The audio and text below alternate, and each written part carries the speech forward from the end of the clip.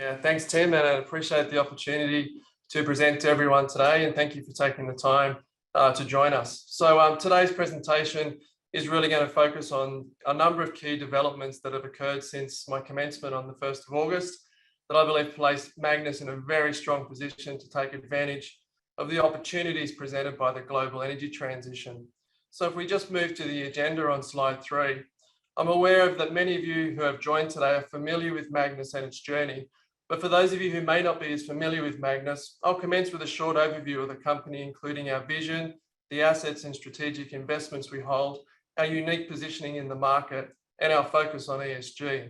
I'll then discuss the recently signed US Inflation Reduction Act and the benefits and opportunities that this provides for Magnis, before moving on to providing an update on the progress of the IM3NY plant following my recent visit there. Finally, I'll briefly discuss the extra fast charging results from our technology partner C4V and conclude with an overview of our near-term focus. So moving on to an overview of Magnis and our vision on slide 4, we really are seeking to be a vertically integrated company that delivers high quality, high performing, safe and sustainable products across the lithium-ion battery value chain.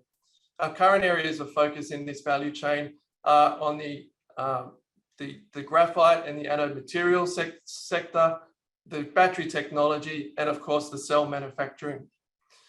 Slide 5 outlines our current portfolio of assets and investments across that battery value chain, including the cell manufacturing facilities in New York, of which we own approximately 60%, and of course in Townsville, which we own 33%.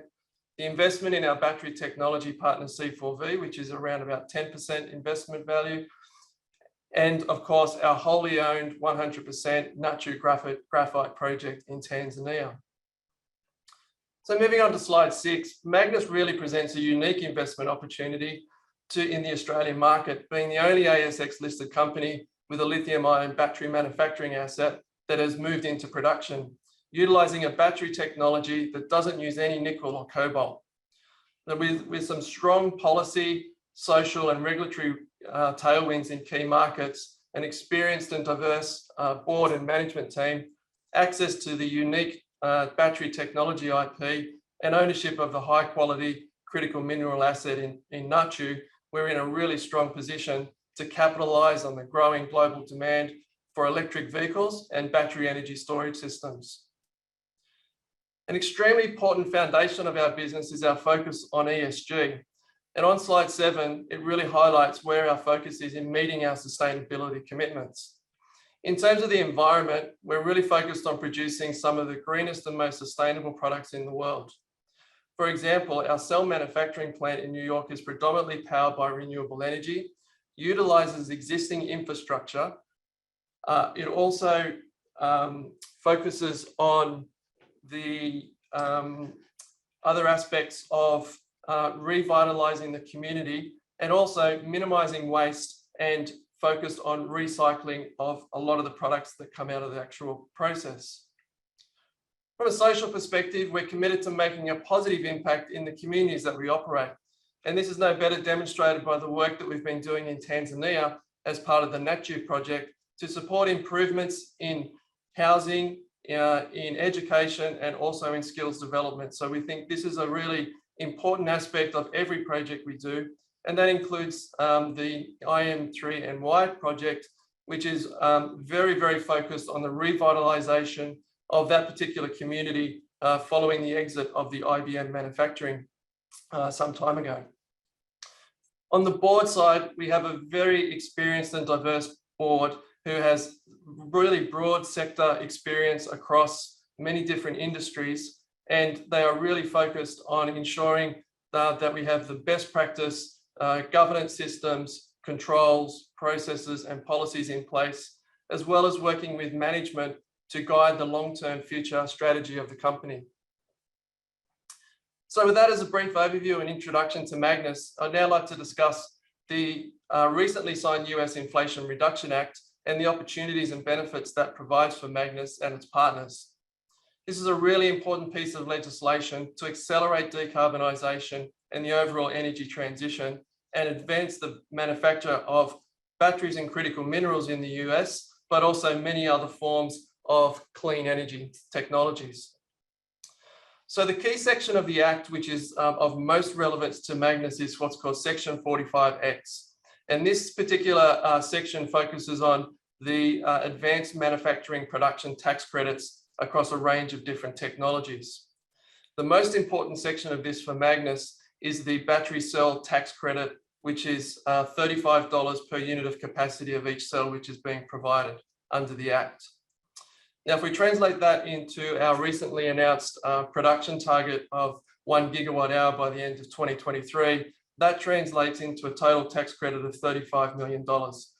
So as you can see, it's a very significant tax credit that we would be receiving as part of that particular of this Act.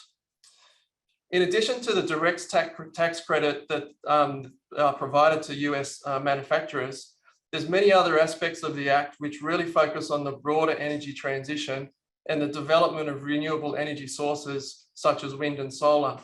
And of course, due to the intermittency of the wind and solar, they heavily rely on battery energy storage systems to really even out the intermittency and to ensure the reliability, stability and strength of the overall power system. So there's a real, going to be a real drive for battery energy storage systems in terms of meeting that overall energy transition. Moving on to slide 9, one of my first actions when I started was to head over to New York and to visit and inspect the IM3MY facility. I was fortunate enough to arrive just as final preparations were being made to commence commercial production, and it was really exciting to see the plant come to life while I was there. So I was very, very, very fortunate to see that. I was really impressed by the size and scale of the facility. It's the size of 3 football fields. It really is quite massive. The quality of the work that has been completed by the team and our delivery partners is some of the best quality I've seen in my career. And what really impressed me the most was the safety focus of everyone involved in that final delivery, and also the heading into operations.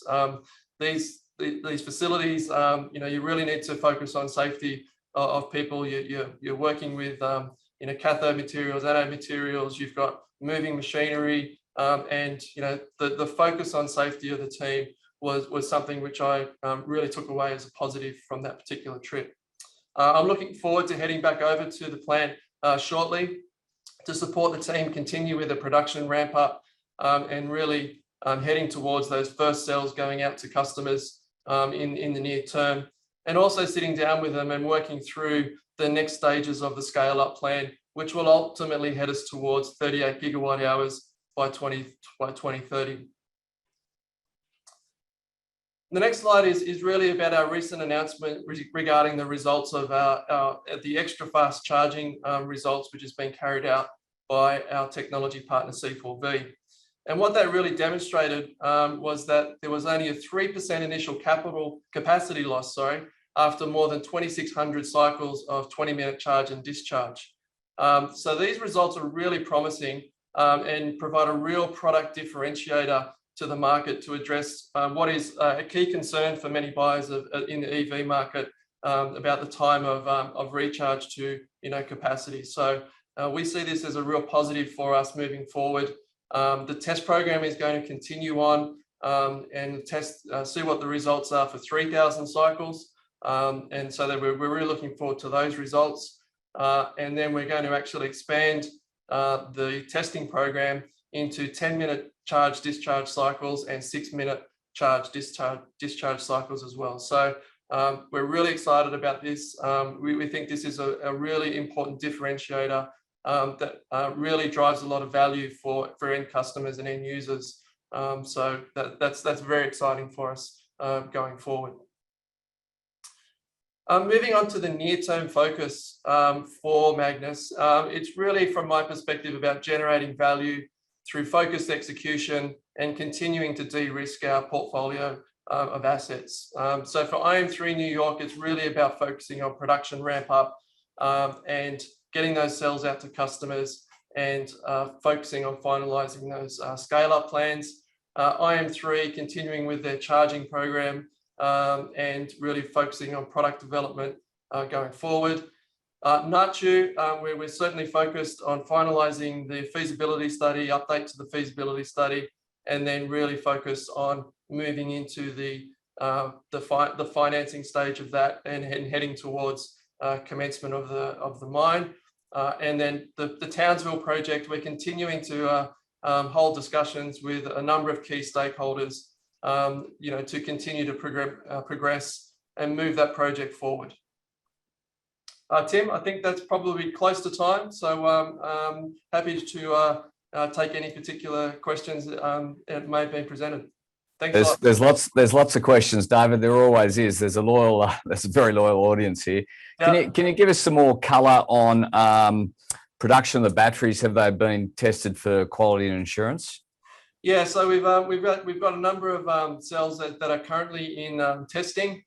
They've been through the latest results were sort of 800 cycles of testing, and the actual results of that have been extremely promising and in line with our expectations. So that's really great, and I think that's it's proving that really proving that the process works, and all of the technology and chemistry is all coming together. So really promising results from that perspective. And the expectations for revenue from IM3 New York is at the end of September. Is that correct? Yeah, look, it's really heading into that sort of the last quarter of this calendar year is when they'll start ramping up. So we've got commitments that we have to make, but certainly those revenues will grow over time, obviously, as the production ramps up.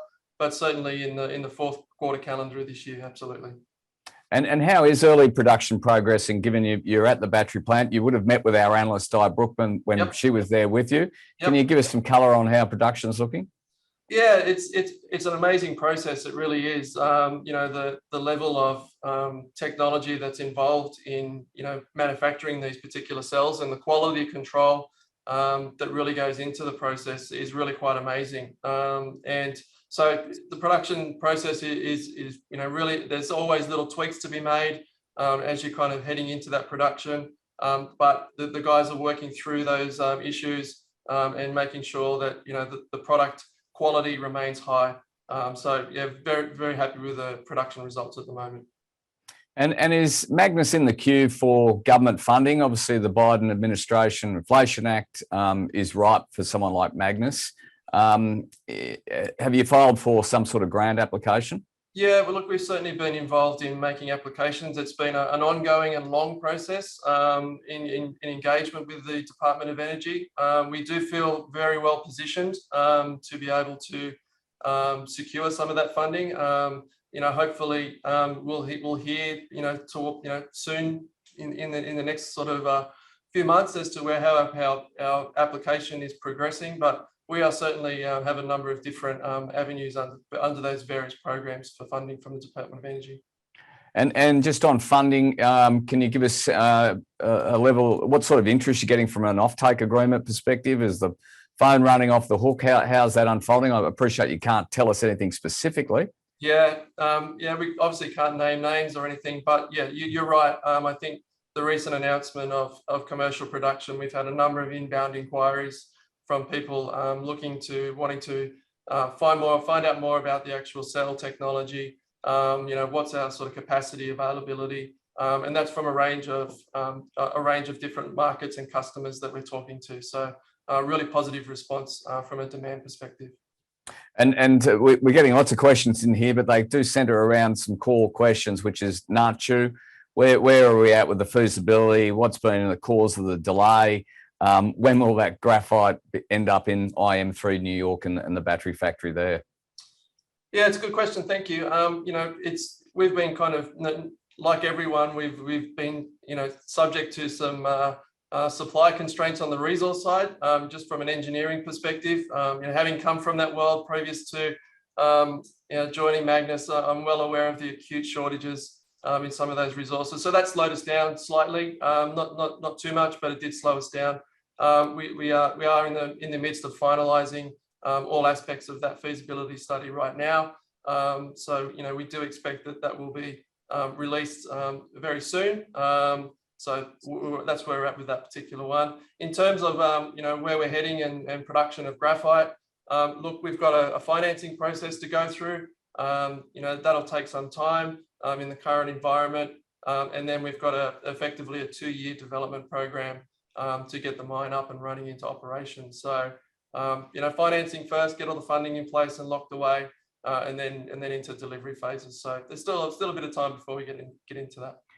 And David, let's finish on a couple of questions, if you don't mind. I mean, you're new to the business. What attracted you to the company? And Magnis is kind of, there's a lack of institutional shareholders on the register. How can you encourage, or what are institutions looking for at the next stage for Magnis before they become investors? Yeah, sure. So look, the company, from my perspective, I have a real passion for the green energy sector, and this looking at green technologies and advancing, effectively making a positive contribution to the community and the environment through what we do every day.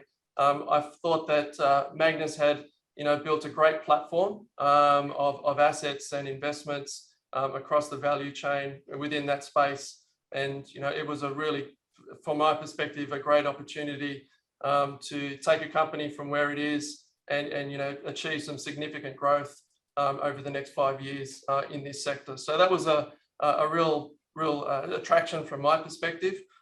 In terms of institutional investors and attracting institutional investors, I believe that they're looking for some real proof of execution and milestones.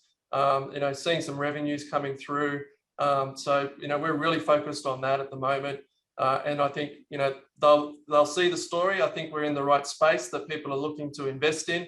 And as we're actually proving that we're hitting our milestones, we're delivering, and we're executing with excellence, then I think that will really attract those institutional investors into the company. David, thanks for your time. It really is a fascinating story, potentially the right place, the right time. We'll catch up with you again later in the year. Thank you. Thanks, Tim. Thanks, everyone.